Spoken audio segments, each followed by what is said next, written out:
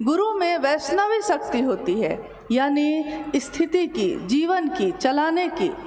गुरु में महेश की शक्ति होती है, यानी संहार करने की भी होती है। यहाँ तक कहा गया कि गुरु में साक्षात पर ब्रह्म, जो परम ईश्वर है, जो परम तत्व है, उसकी ही शक्ति होती है, यानी ईश्वर से अलग गुरु को समझा ही नहीं गया। लेकिन ये बात किसी के मन में नहीं कौंधी कि जब गुरु ऐसे होते हैं तो वो ईश्वर ही गुरु क्यों नहीं है। ये बात उस दिन नवंबर महीने में ठंड में उस शमशान में बैठे हुए उस एक व्यक्ति के मन में क्यों कौंधी?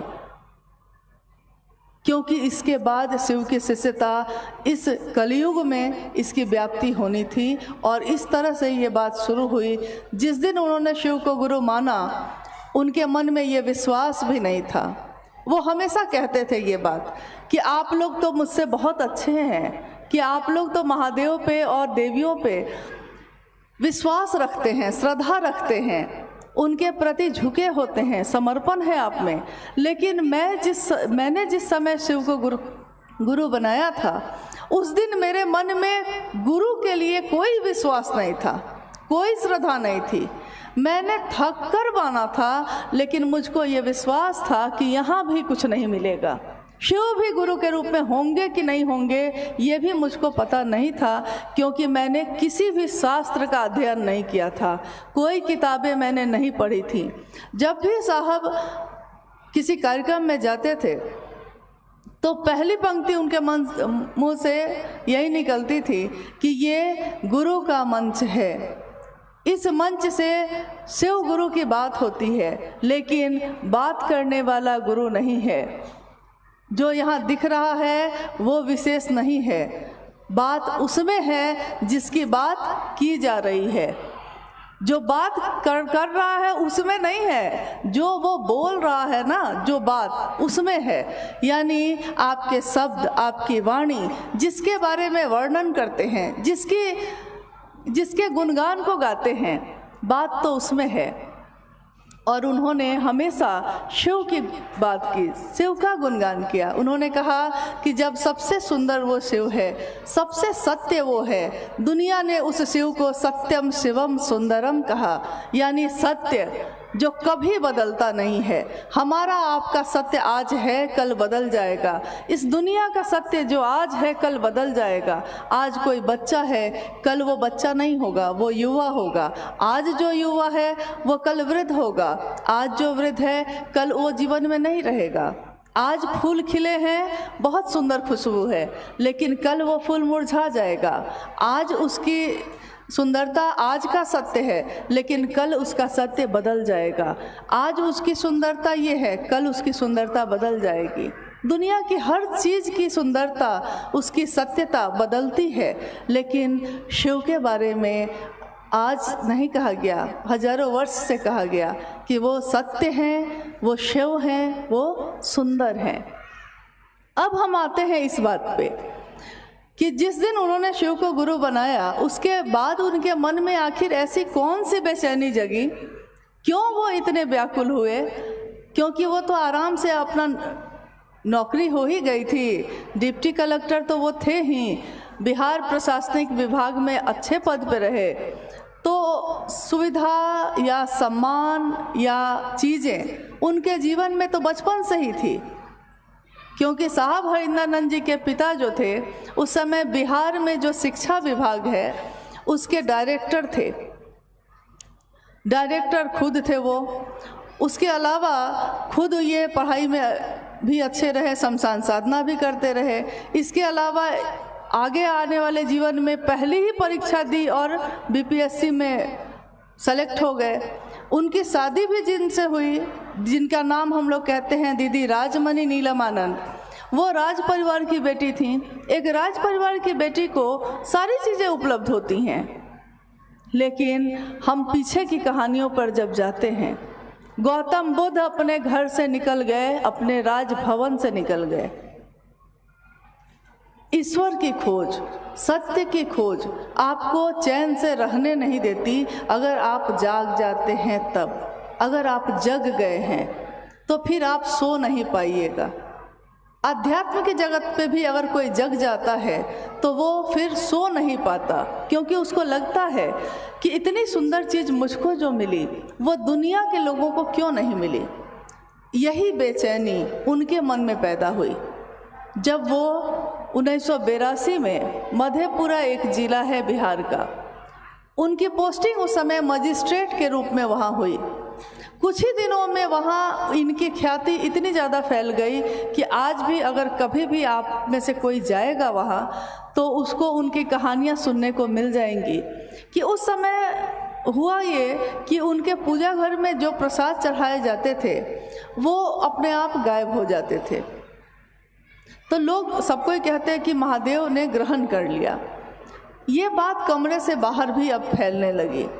एक दिन उनके कार्यालय में उनके पदाधिकारियों ने, जो उनके साथ काम करते थे ऑफिस में, उन लोगों ने उनसे कहा कि हरिंद्रानंद जी, हम लोगों ने सुना है कि आपके घर में प्रसाद चढ़ जाते हैं। तो इन्होंने कहा कि मैंने तो आपको नहीं कहा ये कभी, अगर चढ़ता है तो सौभाग्य है मेरा, लेकिन मैंने तो आप लोग को नहीं कहा ये। उन पदाधिकारियों ने कहा इनसे कि घर में जो प्रसाद चढ़ता है क्या पता प्रेत खाते होंगे, कोई भूत प्रेत आता होगा वो खाता होगा। साहब इस पे भी कुछ नहीं बोले। फिर थोड़ी देर बाद दूसरे पदाधिकारी ने कहा कि अगर ये बात सत्य है कि महादेव आपके यहाँ प्रसाद ग्रहण करते हैं तो हम लोग ये कहते हैं आपको कि यहाँ सिंहेश्वर मंदिर है, शिव का मंदिर मधेपुरा में, तो उस मंदिर में अगर आप प्रसाद खिला देंगे तो हम समझेंगे कि हाँ महादेव प्रसाद खाते हैं। साहब ने कहा कि क्या पता वहाँ भी भूत प्रेत खाएंगे। तब लोगों ने कहा कि नहीं नहीं, वहाँ कैसे खाएंगे, वो मंदिर तो श्रृंगी ऋषि के द्वारा स्थापित है, तो जो इतने बड़े ऋषि के द्वारा स्थापित मंदिर है उसमें तो प्रेत नहीं जाएंगे। कानों कान लोगों तक ये बात फैल गई और काफ़ी भीड़ वहाँ इकट्ठी हो गई। जब भीड़ वहाँ बहुत ज़्यादा बढ़ गई और पुजारी पुरोहित सब कोई जमा हो गए, प्रसाद की थाली जब वहाँ चढ़ाई गई और बाद में दरवाजे को बंद किया गया और फिर खोला गया तो उसमें से काफ़ी मिठाइयाँ, लगभग 15 रसगुल्ले नहीं थे, बाकी जो बचे थे वो लगता था कि 2 भाग में उसको काट दिया गया है, एकदम बराबर बराबर बटे हुए। पूरा मंदिर का परिसर लोगों से भरा हुआ था। और ये प्रसाद चढ़ाते समय साहब कहते हैं कि जब मैंने वो प्रसाद चढ़ाया था मैं कुछ भी नहीं जानता था, मैं कोई कर्मकांड नहीं जानता था, मैंने किसी मंत्र का जप नहीं किया, मुझको आता ही नहीं था। मुझको आता क्या था, कुछ भी नहीं। साधना उपासना करके तो थका हुआ मन था मेरा, तो मैं और क्या करता। लेकिन उन्होंने कहा कि जब मैं चारों तरफ लोगों से घिरा हुआ था और सारे लोग मेरी तरफ देख रहे थे कि आज देखते हैं कि प्रसाद चढ़ता है कि नहीं, मेरा मन हताश होकर कातर भाव से उस शिव को कह बैठा कि बुढ़ऊ इज्जत रखिए। उन्होंने कहा कि मैंने प्रसाद का पात्र, प्रसाद की थाली महादेव के शिवलिंग के पास रखकर बस इतनी ही याचना की, दया मांगी अपने गुरु से कि महादेव इज्जत रख लीजिएगा। उन्होंने कहा कि मैंने अपने कातर मन से ये प्रार्थना की और मैं बाहर निकल के चुपचाप खड़ा हो गया। थोड़ी देर बाद, 2 ही मिनट बाद जब दरवाजे को खोला गया तो प्रसाद ग्रहण हो चुका था। पूरा परिसर हर हर महादेव के नारे से गूंज गया और लोगों ने देखा कि ये कौन है जो देखने में तो सामान्य लग रहा है, एकदम सामान्य वेशभूषा थी, पैंट शर्ट पहने हुए थे, वो मजिस्ट्रेट थे उस जिले के। और इस घटना का ये असर हुआ कि लोगों के मन में ये प्रभाव डाल गया कि शिव से सिर्फ हम पूजा ही नहीं करते हैं, कामनाओं की पूर्ति भी हमारी होती है। लेकिन साहब हरिंद्रानंद जी के मन में ये बात नहीं थी कि मेरे जीवन में जो चमत्कार घटे हैं मैं उनको लोगों को दिखाऊं। उनके मन ने ये समझा कि आज पूरी दुनिया के लोग, जिसमें सामान्य से अति सामान्य लोग रहते हैं, गरीब से गरीब लोग रहते हैं, उनका कौन है? कोई नहीं। उनका गुरु कौन होगा? अमीर का भी हो, गरीब का भी हो, हर जाति का हो, हर धर्म का हो, ऐसा गुरु कौन है जो सबका हो सकता है? तो जब भी हम अपने इतिहास पर नज़र डालते हैं तो किताबें कहती हैं, ऋषियों ने कहा है कि संभवे गुरुवे नमः, यानी गुरु हैं वो। तुम त्रिभुवन गुरु वेद बखाना, तुम त्रिभुवन के गुरु हो, तीनों लोगों के गुरु हो। ये मैं नहीं कहता, ये वेदों ने बखान किया है। तुम विद्या के तीर्थ हो, मतलब जितनी भी तरह के विद्याएं हैं, जितने भी तरह के ज्ञान हैं धरती पे, उन सब के तुम क्या हो? तो तीर्थ हो। तो उनके मन ने ये सोचा कि जब इतना सुंदर गुरु उपलब्ध है, इतना बड़ा गुरु उपलब्ध है, और हर व्यक्ति, सामान्य से सामान्य व्यक्ति उस शिव को अपना बना सकता है, तो क्यों नहीं हम लोग इस बात को दूसरों को कहें। शुरू में उनको काफ़ी कठिनाई हुई, क्योंकि सबने यही कहा कि हम महादेव की पूजा तो करते ही हैं, तो जब महादेव की पूजा हम करते हैं तो हम गुरु क्यों माने। सामान्यतः आप भी किसी को कहते होंगे तो वो हो सकता है यही कहते होंगे कि जब शिव भगवान के रूप में सब कुछ दे सकते हैं तो गुरु क्यों माने। साहब हरिंद्रानंद जी ने उन लोगों को समझाया कि ईश्वर के रूप में वो सब कुछ दे सकते हैं, लेकिन सब कुछ प्राप्त कर लिया है और उसको संचालित करने का ज्ञान नहीं है, तो क्या होगा। जीवन है, जीवन को चलाने का ज्ञान नहीं है। हमारे पुराणों में या हमारे बुजुर्ग कहते हैं कि पूत कपूत हो तो क्या धन संचय, पूत सपूत हो तो क्या धन संचय। सुना है आपने कभी?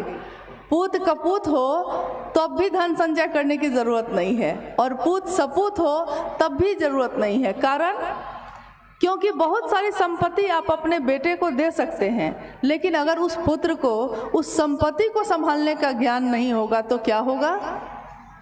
सारी संपत्ति वो बेच के घूम घाम के ख़त्म कर देता है, क्योंकि उसको पता ही नहीं है कैसे चलाए। एक छोटा सा परिवार भी आप चलाते हैं तो उस परिवार को चलाने का ज्ञान भी अगर नहीं हो हम लोग के पास, तो हम उस परिवार को भी नहीं चला सकते हैं। तो उन्होंने कहा कि ज्ञान की ज़रूरत बहुत ज़्यादा है। न जाने क्यों महादेव के विभिन्न स्वरूपों की पूजा हुई है।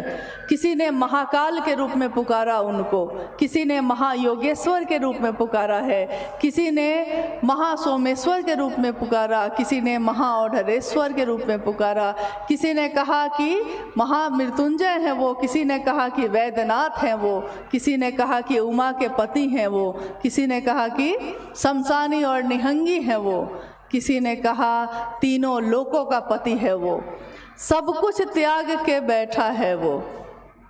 आजकल एक गीत बज रहा है, बड़ा अच्छा है, क्या वो करेगा लेकर चढ़ावा, सब कुछ त्याग के बैठा है वो। क्या करेगा वो चढ़ावा लेकर, क्योंकि जो भी हम देंगे ये तो उसी ने हमको आपको दिया है, तो हम उसको देंगे क्या। लेकिन एक ऐसी चीज़ है जो हम दे सकते हैं उस महादेव को। ये बात उन्होंने समझाई कि आप चढ़ावा देकर, रुपए पैसे देकर, मिठाइयाँ और फल और जल और दूध चढ़ाकर उस महादेव को प्रसन्न कर लेते हैं, सही बात है, लेकिन ज्ञान प्राप्ति के लिए उस महादेव के सामने प्रेम और समर्पण की विधा अपनानी होगी, एक निष्ठ होना होगा। गुरु के प्रति अगर शिष्य अनुशासित नहीं हो, एक निष्ठ नहीं हो, तो फिर गुरु भी उस शिष्य के मन में कुछ नहीं उतार सकते। बहुत जगह ऐसा देखा गया कि किसी के पिता हैं और वो गुरु भी हैं, शिक्षक भी हैं, लेकिन बच्चा पढ़ना नहीं चाहा। अब अपने पिता से वो पैसा ले रहा है, सुविधा ले रहा है, लेकिन पिता से ज्ञान लेने में उसकी रुचि नहीं है, तो पिता जबरदस्ती उसको ज्ञान दे सकेंगे। सामान दे सकते हैं, सुविधाएं दे सकते हैं, लेकिन ज्ञान के लिए गुरुमुख होना पड़ता है, यानी गुरु के तरफ उन्मुख होना पड़ता है, गुरु के तरफ अपने मन को करना पड़ता है। तीन सूत्र आप सुन रहे हैं। मुझको नहीं पता कि आपने 3 सूत्र के बारे में क्या जाना है, लेकिन जितना भी हम लोग के पास समय अभी है उसमें उसको स्पष्ट करना चाहती हूँ कि शिव को गुरु जब हम मानते हैं, मेरा मन शिव को गुरु मानने में दीक्षा की कोई परंपरा नहीं है। ऐसा नहीं है कि कोई मंत्र दिया जाता है या फिर कोई साधना उपासना बताई जाती है, ऐसा कुछ भी नहीं है। मात्र एक विचार, मात्र एक सोच कि शिव मेरे गुरु हैं, मैं शिव का शिष्य हूँ, मुझ शिष्य पर दया कर दीजिए। मात्र आपका ये विचार शिव शिष्यता की शुरुआत करता है, यानी दीक्षा इसी से शुरू हो जाती है। अब है कि गुरु और शिष्य परंपरा में हम कहते हैं कि जब गुरु ने कुछ दिया है तो हमको भी उसको कुछ देना चाहिए, यानी गुरु दक्षिणा। तो साहब हरिंदरानंद जी ने कहा कि वही सब कुछ त्याग के बैठा है, क्या लीजिएगा, क्या दे सकते हैं आप उसको। तो उन्होंने कहा कि आपका मन का भाव, क्योंकि गुरु भाव सत्ता है। तो भाव सत्ता, सामान की भूख नहीं है वहाँ, सामान का आग्रह नहीं है, चीज़ों की ज़रूरत नहीं है वहाँ, आपके मन का भाव वो ग्रहण करते हैं। भाव, भावेन लभ्यते देवता, भावेन देव दर्शनम। भाव से देवता लभ्य होते हैं, भाव से देवताओं के दर्शन होते हैं। लेकिन ये शिव गुरु की परंपरा है, इसमें आपको विश्वास नहीं हो तब भी आपका एक विचार सिर्फ आपको शिव शिष्यता की तरफ बढ़ा देता है। और कहा जाता है कि जिस बारे में हम बार बार बात करते हैं, हर दिन बात करते हैं, एक दिन हमारा मन भी वैसा हो जाता है। संकीर्ण की बात करने वाले का मन संकीर्ण होता है। हमेशा किसी की शिकायत कर रहे हैं, हमेशा दूसरे की बुराई सोचते हैं, हमेशा किसी के लिए जलन है, तो हमारा चेहरा और हमारा जीवन भी वैसा ही हो जाता है। लेकिन किसी का भला सोचते हैं, अपना भी सोचते हैं, दूसरे का भी सोचते हैं, यानी विराट की बात करने वाला, समाज की भी परवाह करने वाला, अपनी भी परवाह करते हैं और दूसरों की भी करते हैं। अगर मैंने खाना खाया है, कोई भूखा है, तो मुझसे खाया न गया, ये है आपका मन का थोड़ा विराट होना, थोड़ा बड़ा होना। तो एक दिन आपका मन इससे भर जाता है और शिव की बात करने वाले का मन शिव से भर जाता है, शिव जैसा ही हो जाता है। तो उन्होंने अपने जीवन में सभी लोगों को एक संदेश दिया, चाहे वो जहाँ भी गए, यही कहा कि शिव से ज़्यादा अपना कोई नहीं, शिव से ज़्यादा बड़ा मित्र कोई नहीं, शिव से ज़्यादा आपका शुभ और कल्याण सोचने वाला कोई नहीं। तो क्यों नहीं उस शिव को अपना गुरु भी बनाते हैं, क्योंकि विभिन्न स्वरूपों की पूजा हुई है, लेकिन उनके ज्ञानदाता स्वरूप से लोग, सामान्य लोग नहीं जुड़े, कुछ विशेष ही लोग जुड़ पाए थे उस समय। अब हुआ ये कि सामान्य लोग जुड़ेंगे कैसे, क्योंकि हम लोगों को साधना करने अगर हम लोग बैठेंगे तो साधना होती नहीं है। हम आंख बंद करके अगरबत्ती जला के भी बैठते हैं किसी देवी देवता के सामने, तो आंख बंद जरूर रहती है, लेकिन मन भटक जाता है, मन कहीं खो जाता है।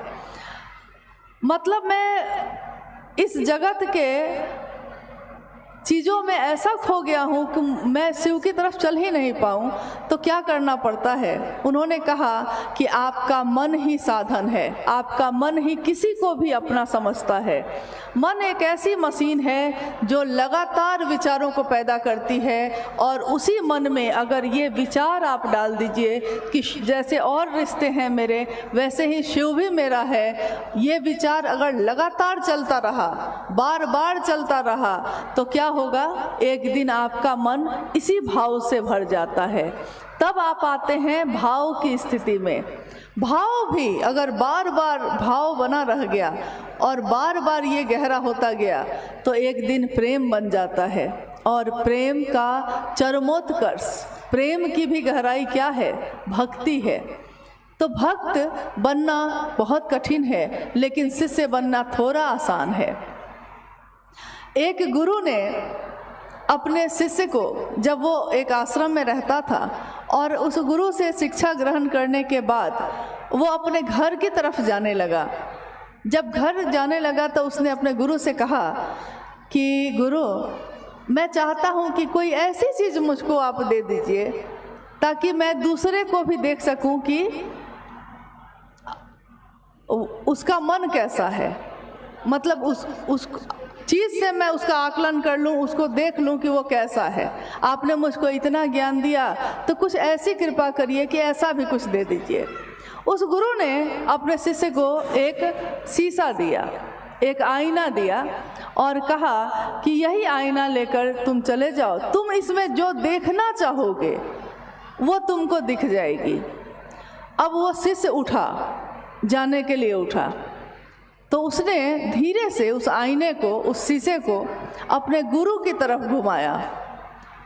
उस शीशे में उसने देखा कि गुरु के मन में भी कुछ संकीर्णता है, गुरु के मन में भी कुछ गंदगी है। अब शिष्य को बड़ा धक्का लगा उसको। उसने सोचा था कि गुरु के मन में तो कुछ नहीं हो सकता। फिर वो वहाँ से अपने घर की तरफ चला। रास्ते में जितने लोग मिलते थे सबकी तरफ उस आईने को घुमाता था और देखता था कि सबके मन में ईर्ष्या है, जलन है, क्रोध है, पाप ही पाप है। फिर वो घर चला गया। कुछ दिन रहकर वो फिर वापस लौटा।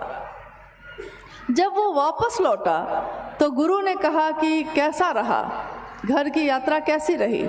उसने कहा कि यात्रा तो अच्छी रही, परिवार में भी सब कोई ठीक है गुरुजी, लेकिन मैं एक बात पूछना चाहता हूँ आपसे। गुरु ने कहा कि पूछो। शिष्य ने कहा कि आपने जो शीशा दिया था मुझको, मैंने पहले आपकी तरफ घुमाया, फिर मैंने रास्ते में सबकी तरफ घुमाया।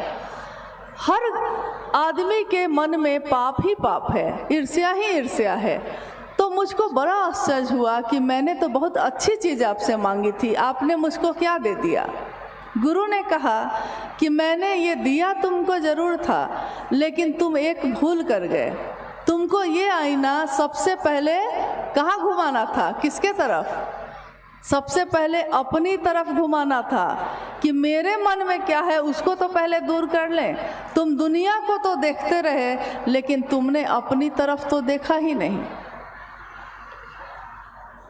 तो हुआ ये कि शिष्य ने समझ लिया कि मेरा मन ही मेरा दर्पण है और यही हमको समझा देता है, दिखा देता है क्या अच्छा है, क्या बुरा है, क्या पाप है, क्या पुण्य है। और इस तरह हम आते हैं अब शिव की शिष्यता पे। तीनों सूत्र, पहले सूत्र में मन ही मन कहना है, दूसरे सूत्र में मन अगर महादेव की परिधि में नहीं होगा, मन अगर महादेव के घेरे में नहीं होगा तो कितनी भी अच्छी बात कही जाए आपके मन में ये प्रवेश नहीं करेगा, मेरे मन में भी नहीं होगा, हम बोल भी नहीं पाएंगे, आप सुन भी नहीं पाएंगे। यानी मन उस जगह पे रहेगा तब ना। कितनी बार हुआ होगा कि आप किसी से बात कर रहे हैं और वो व्यक्ति भी दिखने में लग रहा है कि वो ध्यान से आपकी बात सुन रहा है। थोड़ी देर बाद आप कहते हैं कि अभी जो मैंने आपसे कहा आपने सुना ना, तो वो सामने वाला व्यक्ति कहता है कि अरे मैंने ध्यान नहीं दिया। आप कहते हैं कि अरे आप सुन तो रहे थे सामने बैठ के। उसने कहा कि मेरा मन कहीं और चला गया था, मेरा मन कहीं और चला गया था। यानी कि शरीर में रहते हुए भी मन अगर वहाँ से हट गया तो कोई लाभ नहीं है। ये मन कैसे टिका रहे, ये मन टिकेगा कैसे महादेव पे? क्योंकि इसको अभ्यास नहीं है, इसको अभ्यास है दुनिया में रहने का, महादेव के तरफ टिकने का अभ्यास नहीं है। कैसे टिकेगा? तो हम बात करते हैं अपने लिए भी, क्योंकि खुद भी शिव का शिष्य बनिए और दूसरे को भी प्रेरित करिए, दोनों तरफ शिव भाव भर जाए ऐसी बात करिए। तो दूसरा सूत्र कहता है कि शिव की चर्चा दूसरों से करिए ताकि खुद भी शिव शिष्य बनिए और दूसरे भी बन सके। तीसरा सूत्र कहता है कि मन ही मन अपने गुरु शिव को प्रणाम करिए। इसके उदाहरण में जिस दिन साहब ने ये बात समझाई थी, उन्होंने उदाहरण दिया था कि मन ही आपका प्रणाम करता है किसी को। उन्होंने कहा कि एक गांव में एक व्यक्ति गया, उसने देखा कि एक सास और बहू दोनों बैठी हुई है। बहू अंदर से आती है, घर में निकलती है, सास बाहर बैठी है। तो वो बहू अपने सिर पे आंचल लेकर अपनी सास के पैर को बार बार छू के प्रणाम कर रही है। उस व्यक्ति को बड़ा अच्छा लगा। जब सास चली गई उसकी, तो उसने कहा कि आप लगता है अपनी सासू माँ को बहुत मानती हैं, क्योंकि कितने अच्छे मन से आपने अभी प्रणाम किया। तो उस बहू ने कहा कि अरे बहुत तंग है हम भाई, बहुत तंग है इनसे, बड़ा परेशान करती हैं, बड़ा दुख देती हैं। मैं सोचती हूँ हमेशा कि ये कब जाएंगी दुनिया से, लेकिन क्योंकि लौकिकता में सास है मेरी, माँ के बराबर हैं, तो प्रणाम तो करना पड़ता है ना। तो साहब ने कहा कि ऐसा ही प्रणाम उस महादेव को मत कर लीजिएगा, क्योंकि देखने में लगता है कि अगरबत्ती जला के बैठे हैं, फूल चढ़ा रहे हैं, जल चढ़ा रहे हैं, टीका लगाए हुए हैं, गेरुआ वस्त्र पहने हैं, लेकिन मन ही अगर शिव में नहीं है, मन ही नहीं टिका, तो क्या फ़ायदा है। और अगर मन आपका रोशनी से भर जाए तो क्या होता है। मन उजियारा जब जब फैला, जग उजियारा होए, इस उजले दर्पण पे प्राणी देखो धूल न जमने पाए, कहीं धूल न जम जाए दुनिया की। इस आईने को भी पोंछने की ज़रूरत पड़ती है हमेशा, तो महादेव की छवि उसमें दिख सके, महादेव मेरे हैं ये मेरा मन समझ सके, इसके लिए हम तीनों सूत्र करते हैं ज़रूर। लेकिन इन तीनों सूत्रों को करने के पीछे हमारी मनसा मात्र रहती है कि हम शिव की तरफ चल सकें, मेरा मन शिव पे टिक सके। आपके इस जगह पे मुझे लगता है कि ये पहली बार इस तरह का कार्यक्रम आयोजित हुआ है, और अभी दिखने में आ रहा है कि बाहर मौसम काफ़ी ख़राब है। मतलब किसी के लिए अच्छा है, किसी के लिए ख़राब है। देखिए, हर चीज़ किसी के लिए अच्छी होती है, किसी के लिए ख़राब। जिसके पास अच्छा घर है, सुरक्षित है, उसके लिए तो बढ़िया मौसम है, बारिश देखने में अच्छा लगता है। लेकिन जिसकी टूटी फूटी झोपड़ी है, छोटा सा घर है, पानी भर जाता है, उसके लिए यही बारिश दुखदाई भी है। तो किसी के लिए जो अच्छा होता है किसी के लिए बुरा होता है, किसी के लिए जो बुरा होता है किसी के लिए अच्छा होता है। लेकिन शिव की शिष्यता सबको समान रूप से आवेशित करती है, सबके लिए एक जैसा ही होती है। मेरा अनुरोध है कि बारिश अपना काम कर रही है, लेकिन आप लोग जो पीछे खड़े हैं कम से कम शांत होकर बैठ जाइए। हमारे जीवन में पहले से ही काफ़ी परेशानी है, काफ़ी बेचैनी है, और इस परेशानी और बेचैनी में हमको कुछ समझ में नहीं आता। लेकिन महादेव की दया ऐसी है कि इस बेचैनी में भी महादेव याद आते हैं, इस बेचैनी में भी हम महादेव से दया मांगते हैं। यानी सारी परेशानियों के बीच रह के भी अगर वो शिव याद आता है, जिसकी नींद में भी शिव अवस्थित होते हैं, वो ऋषि होते हैं, वो साधु होते हैं। तो अगर एक मजदूरी करने वाले मजदूर को भी बोरा ढोते हुए भी वो महादेव याद आता है, या किसी को शानदार गाड़ी चलाते हुए भी महादेव याद आता है, तो इससे बड़ी साधुता और कुछ भी नहीं है। आइए हम लोग कुछ जिज्ञासा पे, अगर आई है आपके यहाँ से कोई प्रश्न, कोई जिज्ञासा, कोई उत्सुकता, तो हम लोग थोड़ी देर उस पर बात करते हैं।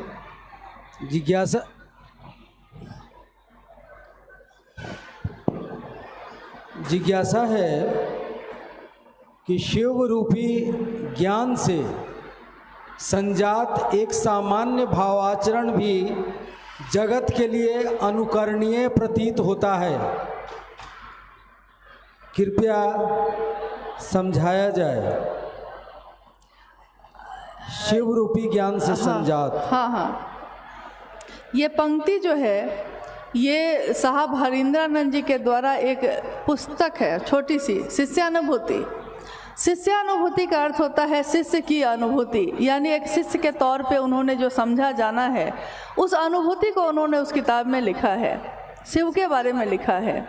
उसी की ये पंक्ति है, शिव भाव से संजात, यानी शिव भाव से भरा हुआ, ओतप्रोत एक सामान्य भावाचरण, मतलब एक सामान्य तरीके का आपका आचरण, आपका चरित्र, आपकी बोली, आपका मन दुनिया के लिए अनुकरणीय होता है, क्योंकि दुनिया को ये अभ्यास नहीं है। तो आपका सामान्य भी अगर आप में झलक है महादेव की, तो वो दुनिया के लोग उसका अनुकरण करते हैं। जैसे एक इंसान का स्वभाव क्या होना चाहिए, एक इंसान का, एक मानव का मूल मानवीय गुण क्या है। उसमें करुणा होनी चाहिए, ममता, स्नेह, सहानुभूति। किसी के दुख को देखकर आपकी आंखों में आंसू आ जाते हैं। कोई खुश है तो आप भी हंस पड़ते हैं, कोई आनंद में है तो आपका मन भी आनंद में डूब जाता है। हम लोग कभी कभी कहते नहीं हैं कि शादी किसी की हो रही है लेकिन बेगानी शादी में भी अब्दुल्ला दीवाना, नहीं कहते हैं। शादी किसी की हो लेकिन बाजा बजा है तो सब उसमें नाचने लगते हैं, यानी खुशी। ये मानवीय गुण है, ये एक इंसान का गुण है।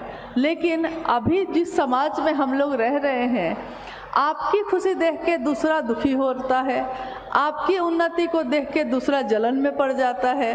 तो हमको समझ में नहीं आता हम लोगों को कि एक इंसान का गुण भी हम में से कहाँ गायब हो गया, कहाँ चला गया है। तो जब हम शिव की बात करते हैं तो हम शिव की तरफ देखते हैं। वो शिव कैसा है? वो आनंद की मूर्ति है, वो विश्व मूर्ति होंगी। हमारे मन से जलन की भावना खत्म होगी, हम दूसरे को प्यार करना सीखेंगे, हम दूसरे के लिए अपने शरीर से भी कपड़े उतार के दे सकते हैं। और ऐसा हुआ है, ऐसा नहीं कि ऐसा नहीं हुआ है। कितने ऐसे लोग जब ठंड में कहीं से गुजर रह सकते हैं, जब जब हमारे जीवन में कोई आपदा आई है और हम अपने घर में बंद हो गए, चारों तरफ से हमारा संपर्क टूट गया है, कहीं कोई जा नहीं रहा है। अभी कुछ ही समय पूर्व में कोरोना काल आया तो सब को हम भूल न जाएं, उस आनंद की मूर्ति को हम भूल न जाएं कि जगत के लिए हलाहल विष पीने वाला कौन है, लेकिन दूसरे को देने वाला वो अमृत है। महादेव ने, कहानी पढ़ी होगी आपने कि महादेव ने जब समुद्र मंथन हुआ और उसमें हलाहल विष निकला तो सारे लोग घबरा गए, चाहे वो देवता थे चाहे राक्षस थे, वो घबरा गए। क्योंकि अगर ये फैल गया तो कोई जीवित नहीं बचता, सब नष्ट हो जाते। सारे लोग जब घबराए तो वो पहुँचे महादेव के पास और महादेव ने उस विष का पान कर लिया, उस हलाहल को पी लिया। इसलिए उनका एक नाम नीलकंठ भी रखा गया है। विष को पी लिया। दुनिया ने उनको क्या दिया? विष दिया ना। दुनिया ने क्या दिया उनको? हलाहल ही दिया ना। लेकिन दुनिया को उन्होंने क्या दिया? हलाहल दिया। महादेव ने दुनिया को जहर दिया है क्या?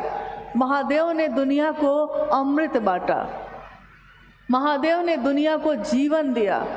महादेव ने इस दुनिया को जब बनाया तो उन्होंने इस दुनिया में रहने की सारी व्यवस्था भी की। हर वो चीज़ जो बेशकीमती है उसकी कोई कीमत नहीं ली। आप आज हम जब बात करते हैं कि देखिए दुनिया कहाँ से कहाँ चली गई, आविष्कार पे आविष्कार हुए, वैज्ञानिक पैदा हुए, विज्ञान ने इतनी तरक्की की, लेकिन आज तक विज्ञान पानी की एक बूंद नहीं बना सका है। बना सकता था कि कौन है, मतलब जो है उसी को लज्जित करता रहता था कि हम ज्ञानी ज़्यादा है, तुमको ज्ञान नहीं है।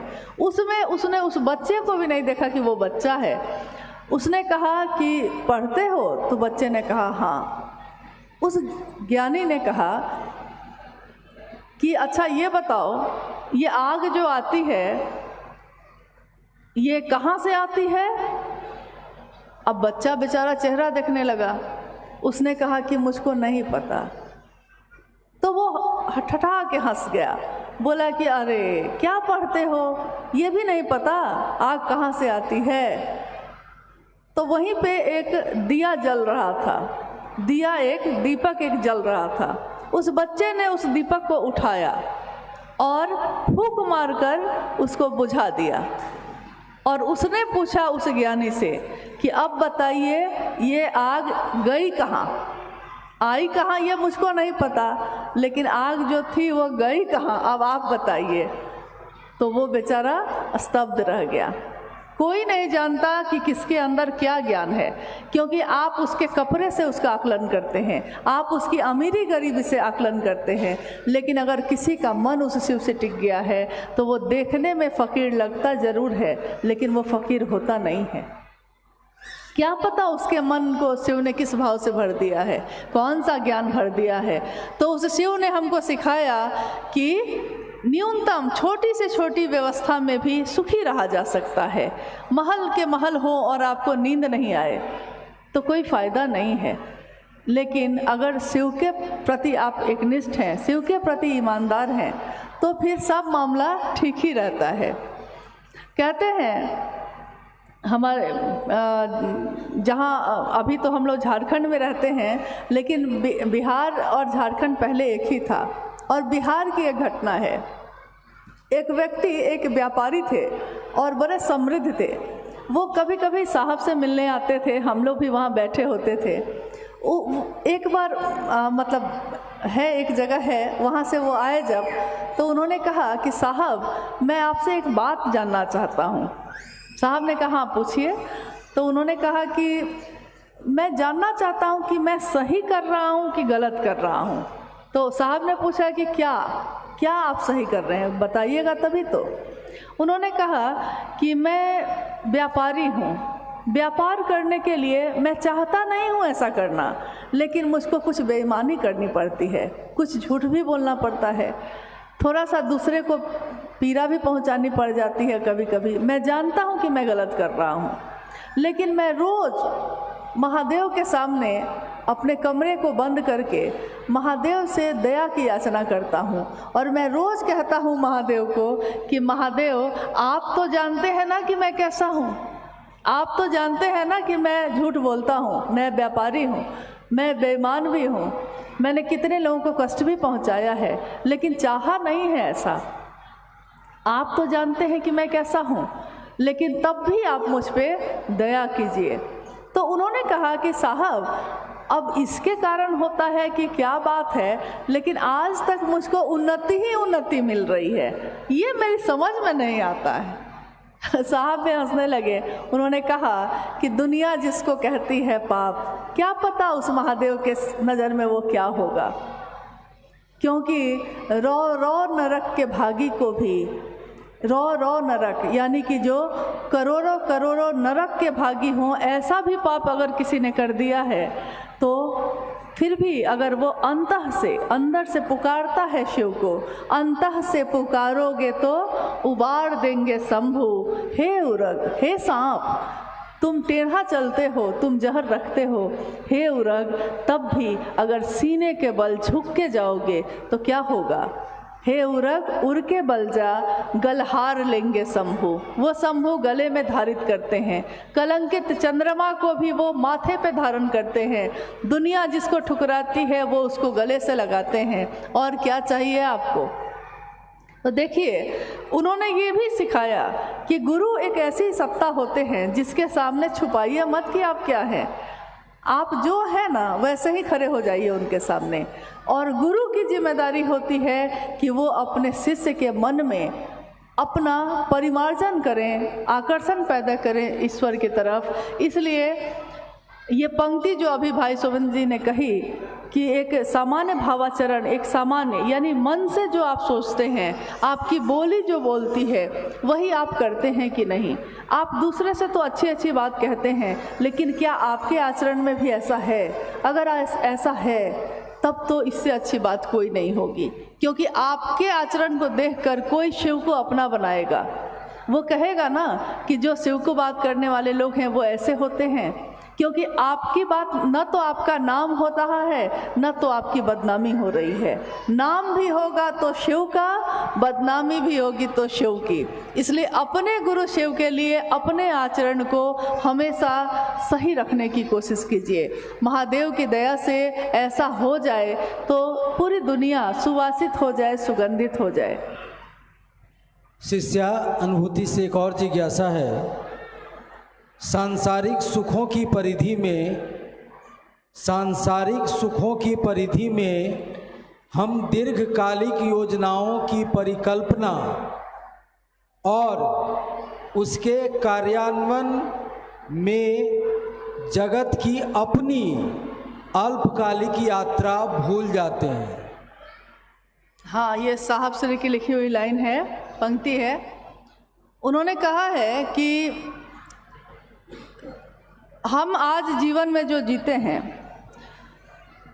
संपत्ति पे संपत्ति इकट्ठी करते हैं, चीज़ें इकट्ठी करते हैं, सामान इकट्ठे करते हैं। हम सोचते हैं आगे 10 साल बाद हम क्या करेंगे, इसकी भी योजना हम बनाते हैं। एक घर बना लिया है तो दूसरा घर भी कैसे बना ले, इसकी योजना भी बनाते हैं। यानी लौकिक जगत में आगे क्या क्या करेंगे, इसकी लंबी लंबी योजना बनाते हैं। लेकिन इस योजना को बनाते बनाते हम अपनी जो अल्पकालिक यात्रा है, यानी छोटी सी जीवन की यात्रा जो है, उसको भूल जाते हैं। उन्होंने कहा कि एक इंसान का जीवन कितना होगा, 70 साल, 80 साल, 90 साल, बहुत से बहुत होगा तो 100 साल। इस 80-90 साल के जीवन के लिए आप इतनी योजना बना रहे हैं, लगता है जैसे यहाँ से कभी नहीं जाएंगे।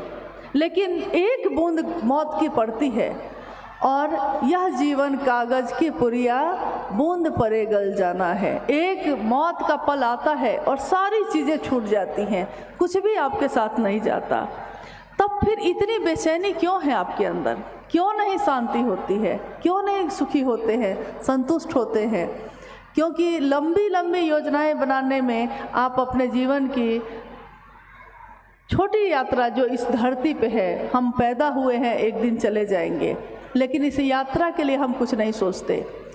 जीवात्मा जो हमारे आपके अंदर जो उस परमात्मा का अंश है, उसकी मौत इतनी जल्दी नहीं होती। शरीर की मौत होती है, फिर वो दूसरे योनि में जाता है, लेकिन अनंत योनियों में जाती हुई इस जीवात्मा की यात्रा हजारों वर्ष की होती है।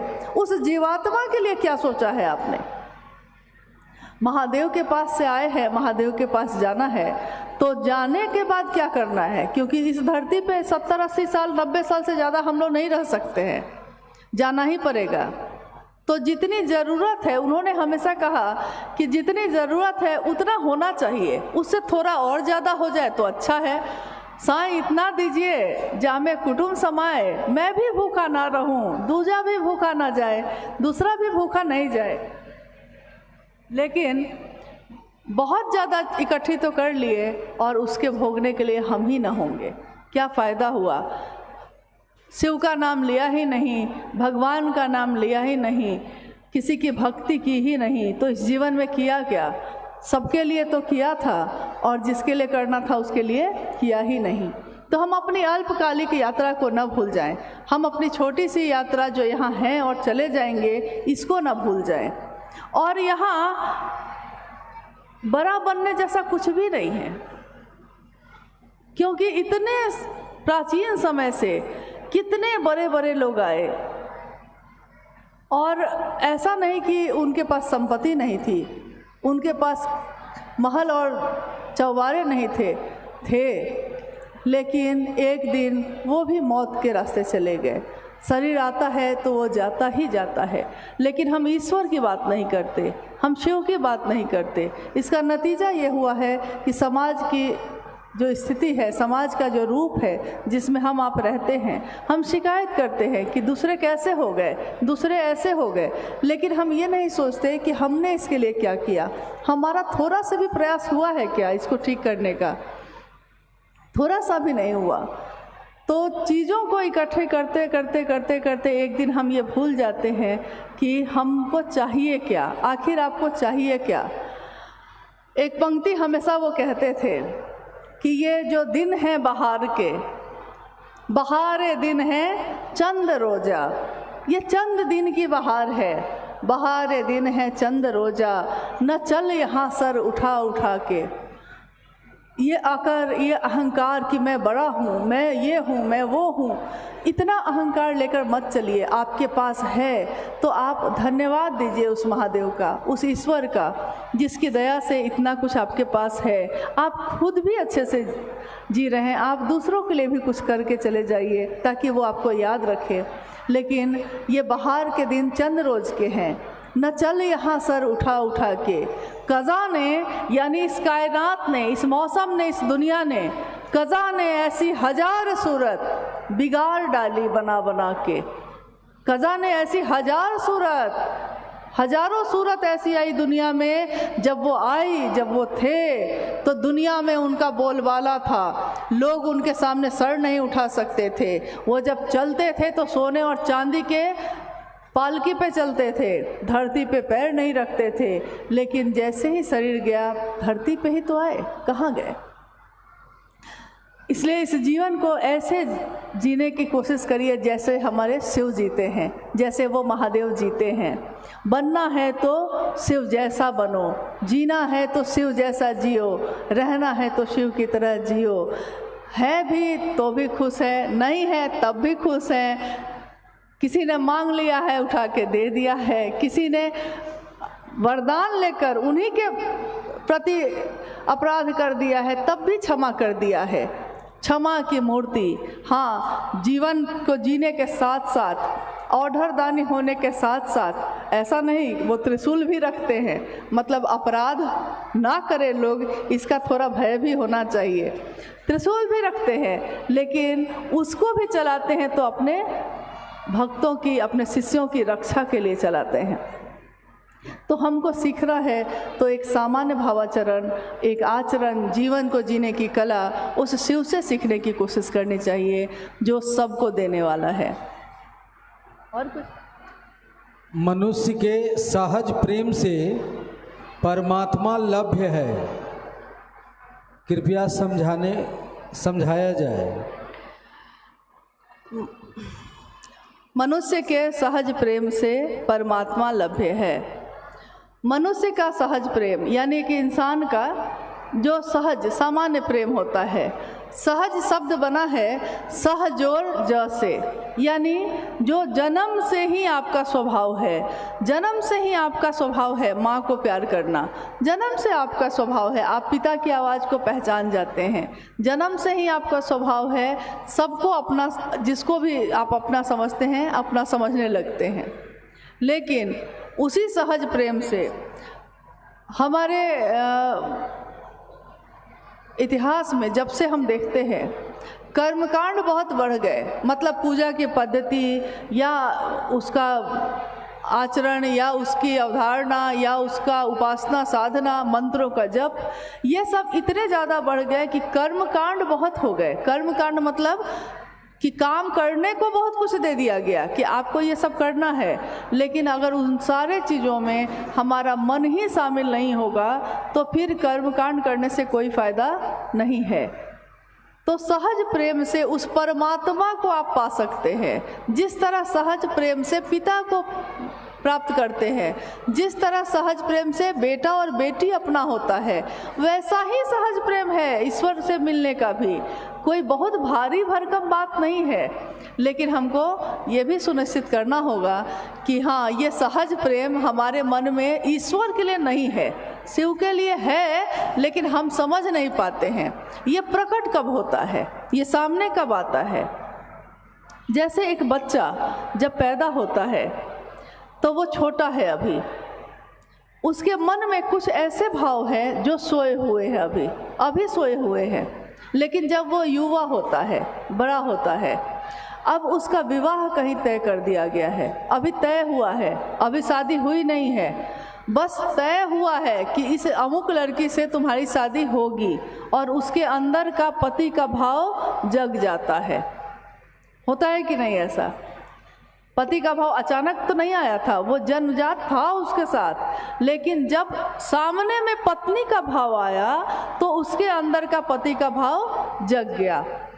फिर कल को उसकी संतान होती है, पिता का भाव सोया हुआ है अभी भी।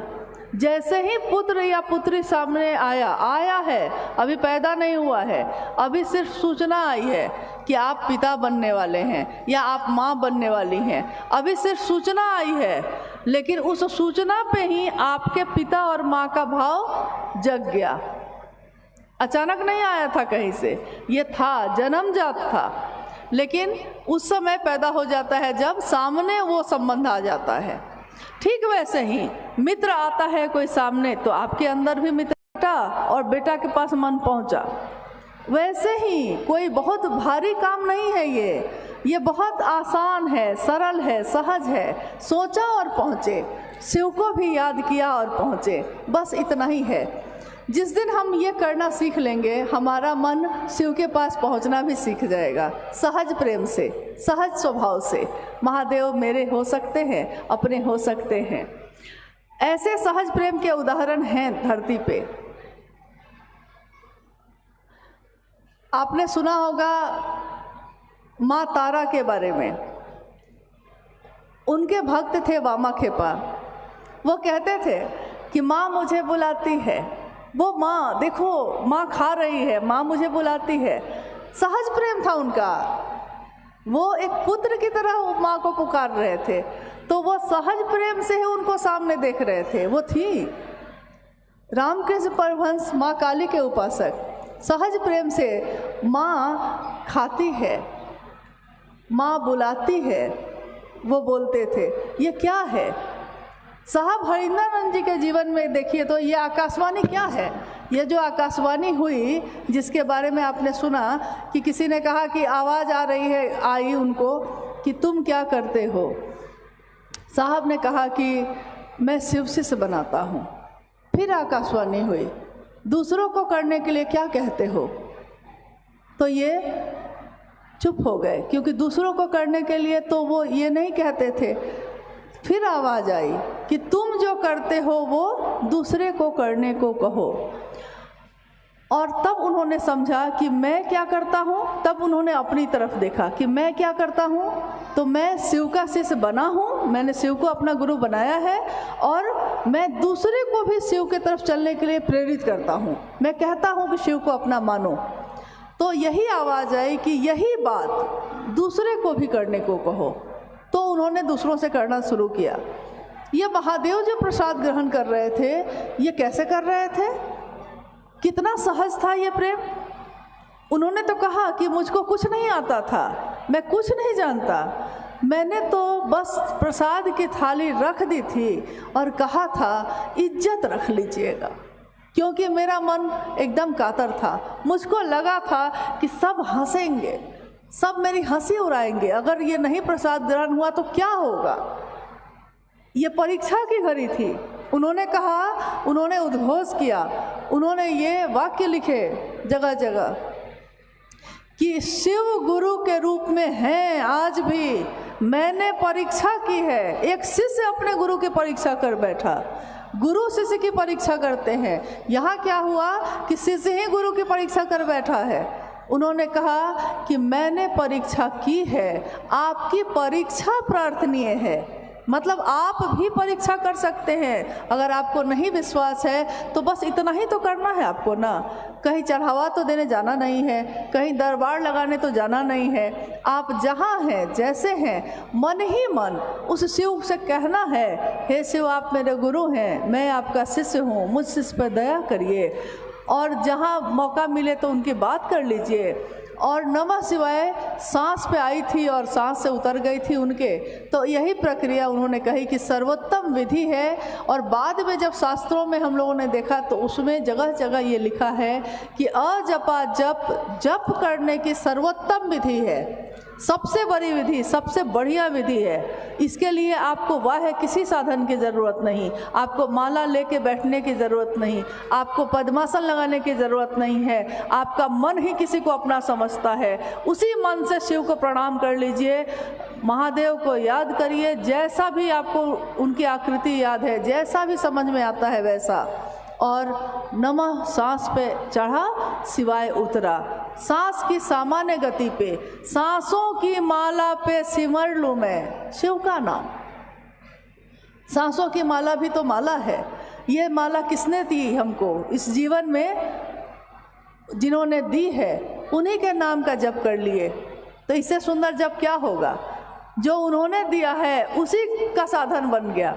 तो मन ही में ये तीनों काम तो करने हैं। आप करके देखिए, और आप चुपचाप करके देखिए, और देखिए एकांत में बैठिए और सोचिए कि क्या आपके मन में परिवर्तन हुआ, आपके जीवन में परिवर्तन हुआ। क्या आप कुछ अच्छा सोचने लगे हैं? क्या आप शिव की तरह की दृष्टि से लोगों को देखने लगे हैं? दुनिया से जब दुनिया में खड़े होके जब महादेव की तरफ देखिएगा तो महादेव बहुत दूर नज़र आएंगे। और आज तक यही हुआ था। सामान्य और अति सामान्य लोग उस महादेव को दूर से ही तो देख रहे थे।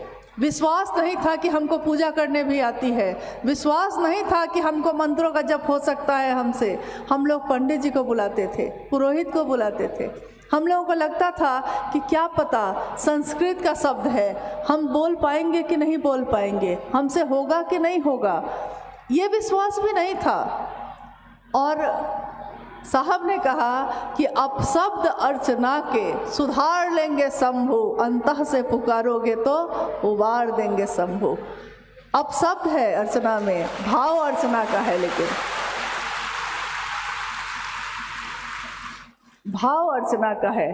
टूटी फूटी संस्कृत बोल के भी, टूटी फूटी हिंदी बोल के भी उन्होंने कहा कि यह किसने कहा कि महादेव को संस्कृत सिर्फ समझ में आता है, क्योंकि ये भाषा तो मैंने और आपने बनाई थी।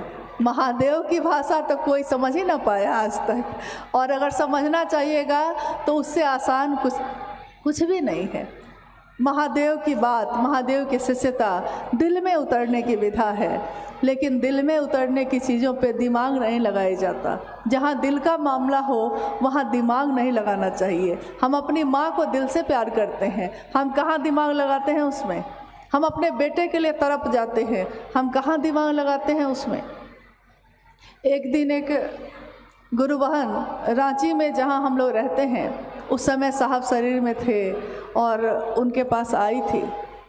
उसने रोते हुए कहा था, उसकी आंखों में आंसू थे, और उसने कहा कि मैं इतने दिनों से महादेव की बात कर रही हूँ, मैंने महादेव को गुरु माना, लेकिन मेरे जीवन के कष्ट कम नहीं हो रहे हैं। कभी कभी लगता है साहब कि छोड़ दूँ महादेव को। हमारे वरेण्य गुरु भ्राता ने कहा कि तुम्हारे जीवन में तो और भी संबंध है ना, पति है, जिस पति के पाँव को तुम दबाती हो उसी पाँव से वो तुमको लात मारता है, ठोकर देता है तुमको। जो जिसके लिए खाना बना के देती हो उसके मुंह से तुम्हारे लिए गालियाँ निकलती हैं, फिर भी तुमने कभी सोचा है कि उसको छोड़ दो? तो उसने कहा नहीं।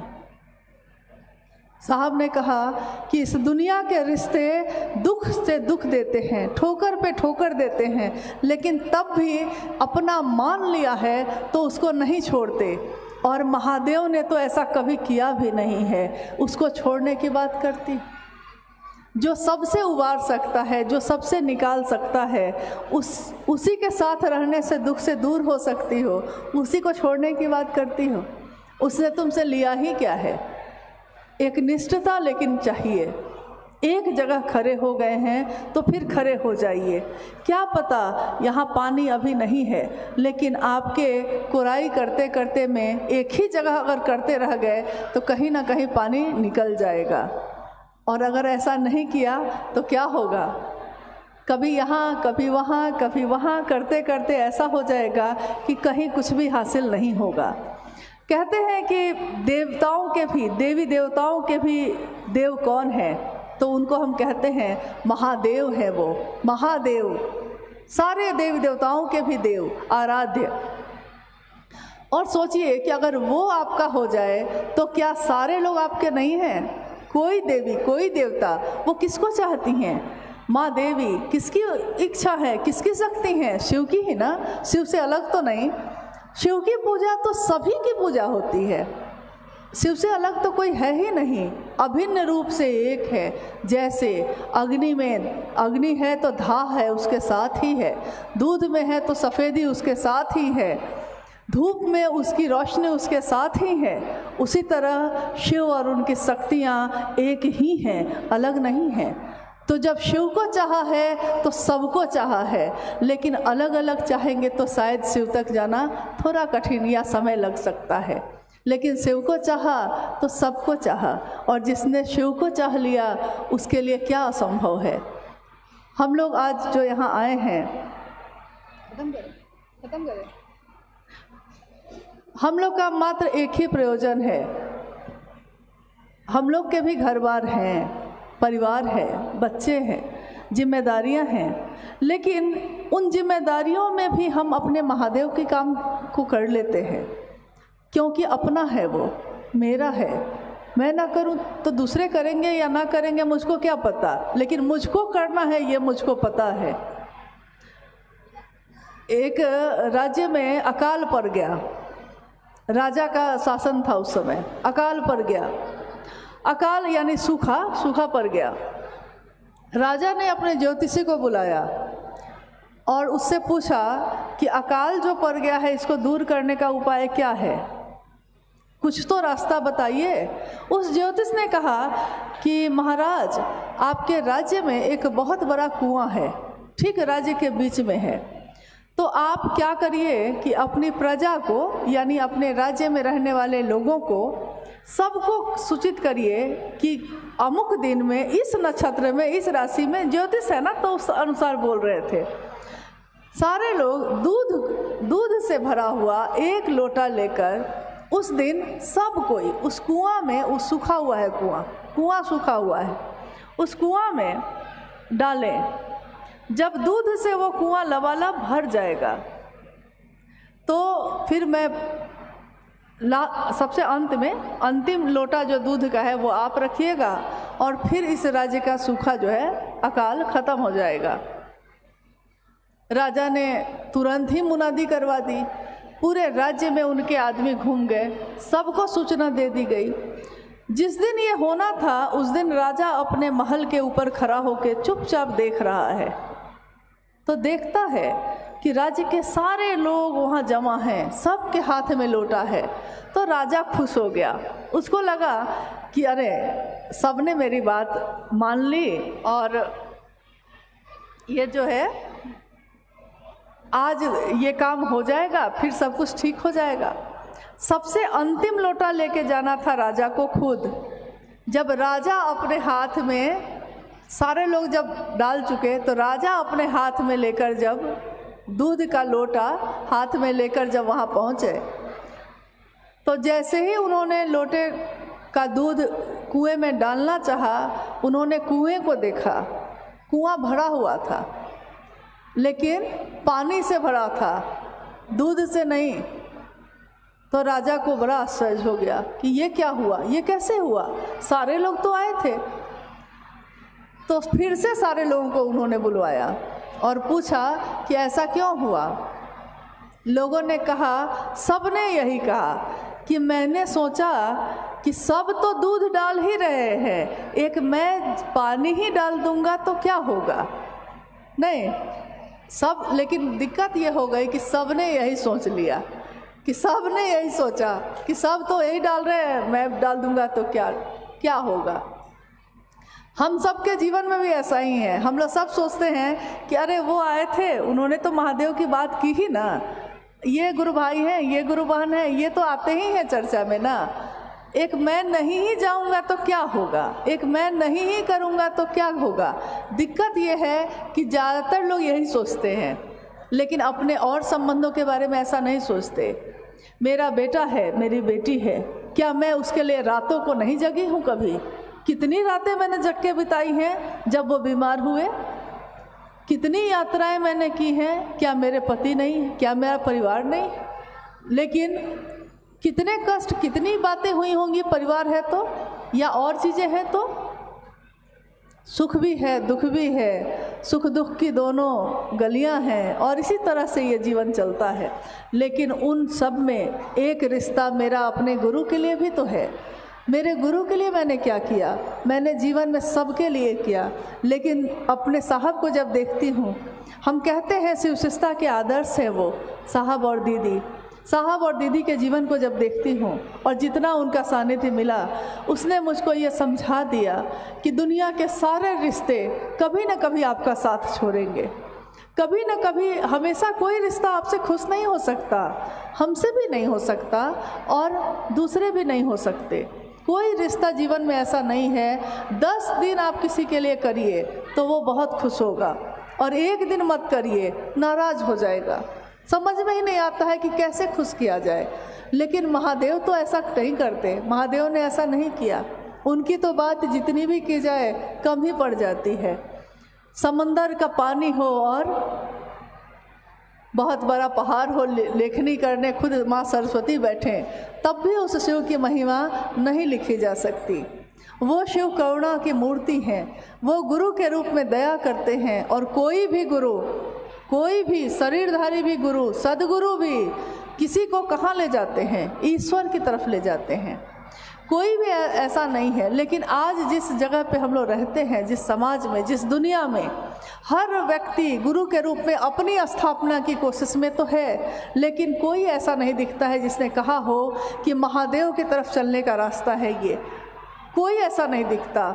हर व्यक्ति अपनी स्थापना की भूख है। मेरे मन को जिस बात ने सबसे ज़्यादा छुआ था वो यही थी कि मैंने जब साहब हरिनंदन जी की बात सुनी थी तो मैंने देखा कि ये एक ऐसे व्यक्तित्व थे जिनके पास सारी चीज़ें उपलब्ध थीं। अगर वो गुरु बनते तो आज करोड़ों लोग उनके शिष्य होते। लेकिन उन्होंने कहा जब शिव स्वयं गुरु हैं तो किसी और को गुरु बनने की क्या ज़रूरत है? जब खुद सबसे सुंदर गुरु उपलब्ध है तो मैं या कोई और बन के क्या करेंगे? मेरा आज शरीर है, कल ना होगा। लेकिन महादेव स्वयंभू हैं, खुद से पैदा, उनकी मौत की खबर नहीं आई है अभी तक। यानी वो महादेव की मौत हो जाएगी ऐसा तो कभी सुना नहीं। हमारी आपकी होती है, जन्म और मौत होते रहते हैं, लेकिन उनकी नहीं सुनी कभी। तो जो हमेशा है, जो हमेशा रहेगा, क्यों नहीं उसी का सहारा लेते हैं? वो सबसे बलशाली हैं। कहते हैं कि जिसका सानिध्य लीजिएगा, जिसका साथ लीजिएगा, वैसा ही आपका जीवन हो जाता है, वैसा ही आपका मन हो जाता है। साधु की संगत करने वाले का मन साधु जैसा, और किसी दुष्ट का साथ करने वाले का मन दुष्ट जैसा। जुआ खेलने वाले के साथ बैठिए तो वो जुआ खेलना सिखा देता है। कोई शराब पीता हो तो वो शराब पीना सिखा देता है। कोई भक्ति करता हो तो भक्ति करना सिखा देता है। कोई शिव का शिष्य हो तो वो शिव शिष्यता सिखा देता है। इसलिए मैंने इनका सानिध्य लिया कि जो इन्होंने किया है दुनिया में, मैं भी कुछ सीख सकूं। और आप लोगों से भी यही प्रार्थना है, निवेदन है कि अपने जीवन के एक भी पल में थोड़ी देर के लिए भी करिए, लेकिन अपने गुरु की बात ज़रूर करिएगा। और दुनिया में कोई ऐसा नहीं है जिससे आप बात करिएगा कि महादेव मेरे गुरु हैं, आपके हो सकते हैं, वो रुक कर आपकी बात नहीं सुनेगा। ऐसा नहीं होता। दक्षिण भारत में कितने जगहों पे हम लोग गए, लोग इतने मतलब महादेव का नाम सुनते हैं तो अपने चप्पल जूता को उतार के खड़े हो जाते हैं, हाथ जोड़ के खड़े हो जाते हैं, क्योंकि वो महादेव तो सबका है। हम आप किसी के हैं, किसी के नहीं हैं, लेकिन महादेव तो सबका है। उस महादेव से किसी को विवाद नहीं है, उस महादेव पे सबका भरोसा है। तो उस महादेव का साथ पकड़ा दीजिए दुनिया के हर व्यक्ति को और छोड़ दीजिए। अपने पीछे मत घुमाइएगा, फिर उसको छोड़ दीजिए।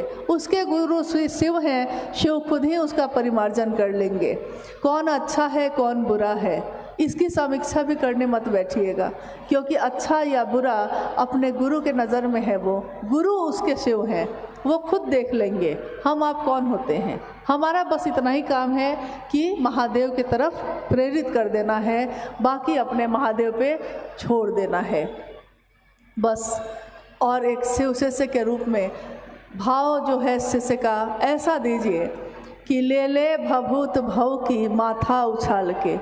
अपने इस माथे को उछाल कर उस भाव का, उस महादेव के भाव का भभूत लगाइए। ले ले भभूत भव की माथा उछाल के। वो महादेव इतने दानी हैं, इतने दयावान हैं कि वो आपके जीवन के सारे कर्मों को एक ही लेख से मिटा सकते हैं। उस महादेव की शरण, उनकी शिष्यता के रास्ते पे हम सब चल सके, ऐसी ही प्रार्थना आप सबों से भी है, निवेदन भी है। जीवन रहा, फिर कभी आना हुआ तो ज़रूर मिल लेंगे, और यहाँ ना मिले तो अपने महादेव के यहाँ ज़रूर मिल लेंगे। यही विश्वास है। आप सभी के चरणों में प्रणाम।